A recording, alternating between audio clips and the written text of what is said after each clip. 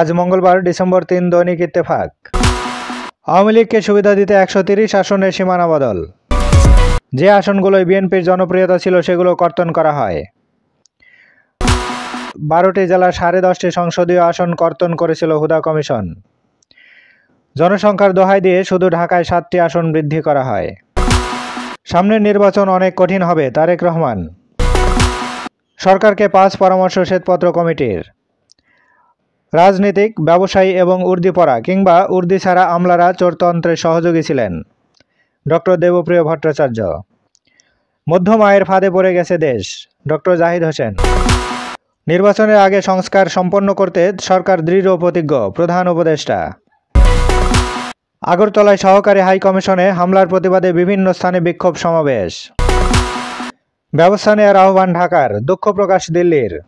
আগরতলায় বাংলাদেশের সহকারী হাই কমিশনে হামলা। তিতুমির কলেজের শিক্ষার্থীদের 48 ঘন্টার আলটিমেটাম। নিম্নমানের বই ছেপে 12 বছরে 3000 কোটি টাকা লোপাট। এবছরও ফ্যাক্টর কমাতে তদবির, সক্রিয় প্রেস মালিকদের সিন্ডিকেট। মানহীন 20,000 পাঠ্য বই বাতিল, আনন্দ প্রিন্টার্সকে সতর্ক করল এনসিটিভি। বাংলাদেশ নিয়ে বিশেষ গোষ্ঠী বৈশ্বিক অপপ্রচার চালাচ্ছে, বিদেশি কূটনীতিকদের পররাষ্ট্র উপদেষ্টা।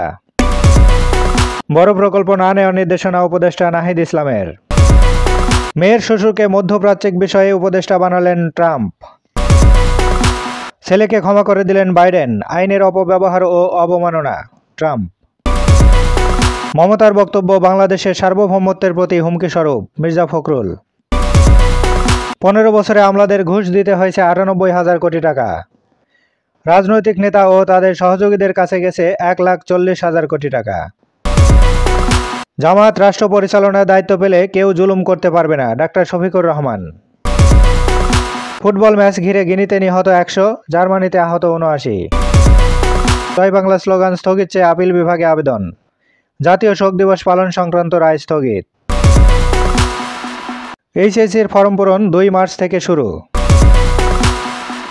বাড়ি বাড়ি গিয়ে ভোটার তালিকা হালনাগাদ আগামী বছর।